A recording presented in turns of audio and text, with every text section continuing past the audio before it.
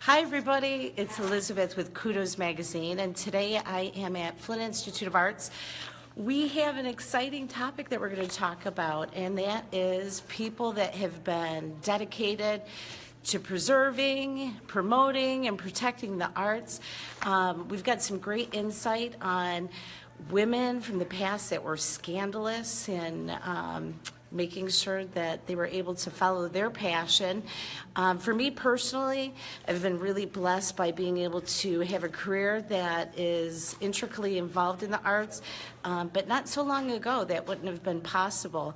So today we have a chance to talk with some key people that are dedicated to preserving the arts, the stories from the past, and to let new stories unfold. So I'm going to turn the camera around and have each of them introduce themselves to you, so you can hear some great insight. Hi guys, hi everybody. Hi. We're on Facebook Live. So for starters, I'd like to introduce you to James Draper and Sheila Smith. Hi. And Shane Koppitz and Bob Van Dyne. I'm so sorry.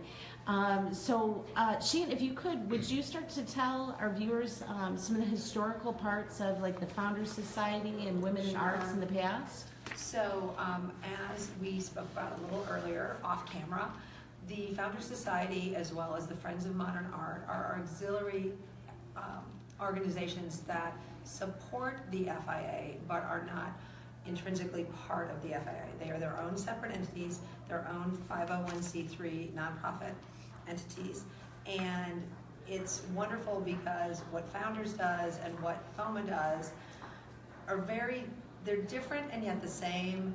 They attract different sorts of people so that they can do different activities here at the museum. And for Founders, one of the most important things that it does, that it will no longer be doing, sadly, is it works with art sales and rental. And another wonderful thing they do is they promote art in our community in general through the first Frost Art Fair that happens at the end of the year around the holiday time. Okay, wonderful. When we had first talked, you had shared some stories about women that had actually started their career without really working. Could you tell us a little bit about that?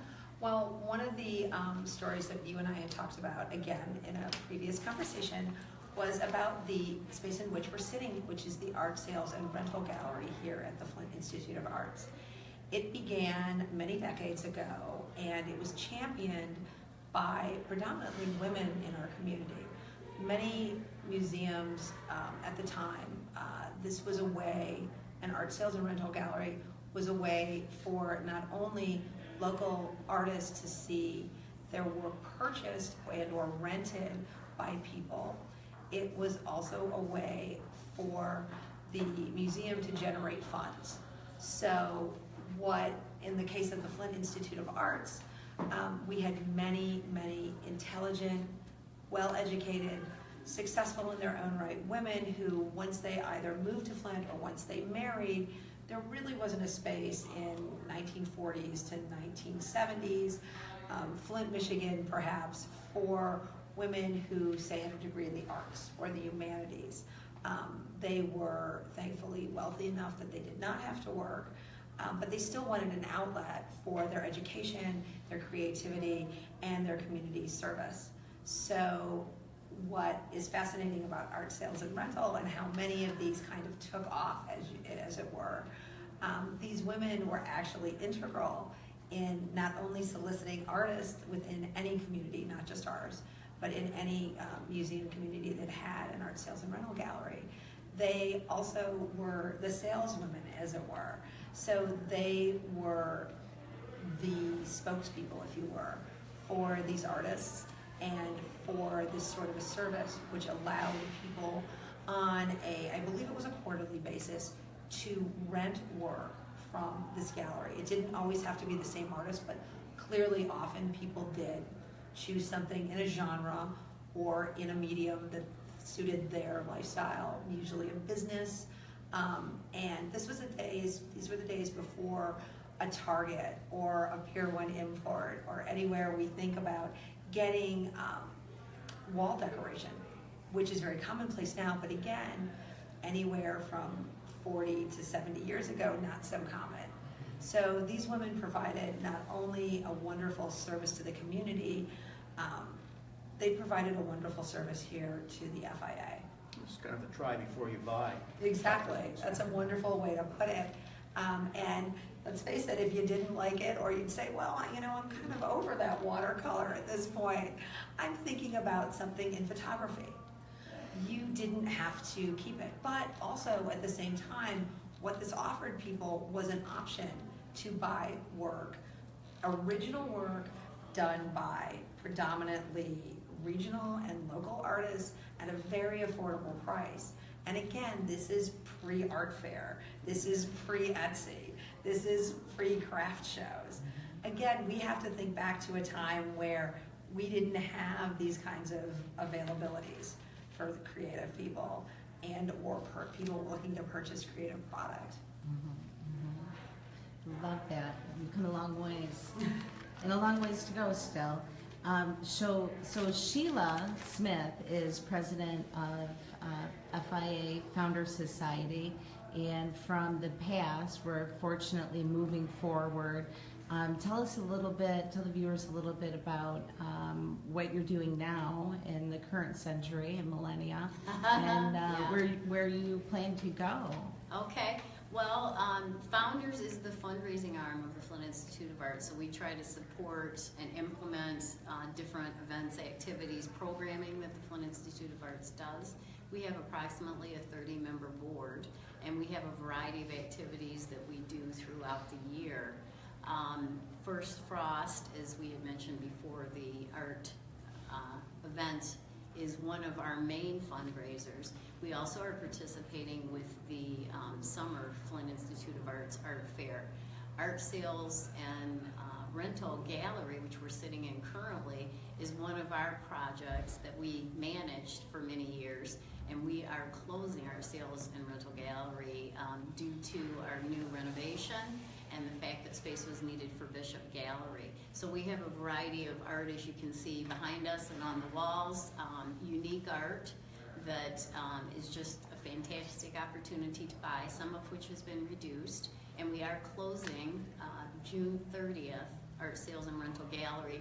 Founders, I must say, is going to continue to be in operation and will continue to do all of our activities, so that we typically do throughout the year. But you have an opportunity now and at the art fair to purchase some beautiful art. Wonderful. Okay. Wonderful. Passing the cup to me. I'm happy to pass the cup of kudos to you, James, if you would like to tell them more about the Flint Institute of Arts and the art fair. Well, I can certainly tell them about the art fair. This is our 50th annual Flint Art Fair. It's put on by Friends of Modern Art in partnership with the Flint Institute of Arts. And we also are working closely with Founders. They're going to be helping us out this year in the silent auction tent. And we are not competitors. We are partners, and we work together. We still have volunteer. We could still use some volunteers to help us out with the Flint Institute with the art fair. We need volunteers in gates, silent auction, and hospitality primarily. There is a volunteer website on the Flint Institute of Arts website, which is flintarts.org. And if you don't want to wend your way through that to find that, you can also contact me directly. Cell text is 810-624-1791. I hope I don't regret that. Or you can also just drop me an email, and it would be d9usps@comcast.net, and I'll make sure that you get on the volunteer list. Great, and we'll make sure that we put that in the comments later on, in case any of you want to go back and reach out. That would be great. Sheila, tell me a little bit about some of the things that you guys have been doing for the seniors, like well, it's not just seniors, but like the travel opportunities and how that benefits FIA. One of our additional things that we use to fundraise for FIA are our travel events. We have several travel programs. We're doing Toledo Museum, and that is June 13th, the Toledo Museum of Arts. We typically, sometimes we fly, sometimes we do bus, which is what that will be. Sometimes we do train, as in Chicago, we have a rail trip, and that is in October. And we also have a couple other events, Southern Italy and Sicily, coming up this year, and even more. And you can check in our guide or at the website and find out a little bit more about it. We'll be working on some additional activities coming up. Fun, a lot of fun. I would assume then that for Sicily, that you're not going to be taking the train. Sicily would be a plane in this instance. We don't want to take too many months to get there. Okay. Right, yeah. Someplace warm that we can think about while Bob's starting to plan First Frost. Right. And Bob's been an integral part of First Frost. Are you starting to plan that already? Oh yes, we usually start about March. Uh-huh. The First Frost is held the first weekend in November every year, and that'll be November 5th and 6th, I believe, this year. And we've already sent announcements out to all of the local artists and semi-professional artists in Michigan. And so far we have about 13 artists who have reserved spots, or not reserved, but they've applied. We will probably have room. We're not quite certain how much room we'll have this year because of the ongoing renovation and construction in the building, but we plan to have about just under 50 artists again this year, and all of the artists have to apply, and we will jury every one of them and select the best artists. So how would an artist go about applying to be a part of that? Well, there's several ways. You can go on the FIA website, which is flintarts.org, and follow the trail to events. And Okay, and we'll be sure to hyperlink that later on too. okay, fine. So with The other way would just be simply to, most of the artists know an artist who has already received the information, and just ask them for my email address, which is rvandyne at comcast.net, and let me know that you want an application form, and we'll fire it off to them. Great. Now, Sheila, with all of this fundraising and events that you're doing, where does all this funding go? You're raising this money for? The money goes back to the Flint Institute of Arts, and the fundraising helps to implement with education, programs, projects, exhibitions, all kinds of things like that. So That's wonderful. we're trying to support this fantastic place so it can continue to thrive.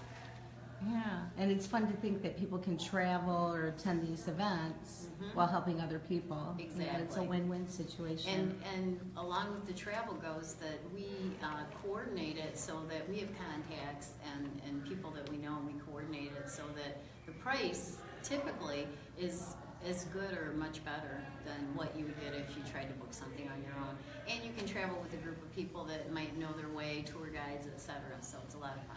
And there are usually art-based activities throughout these trips. So if you would, it's sort of like a cruise ship. If you want to participate, you have every opportunity to do so and do the scheduled events. If you want to go off on your own, you're welcome to do that as well.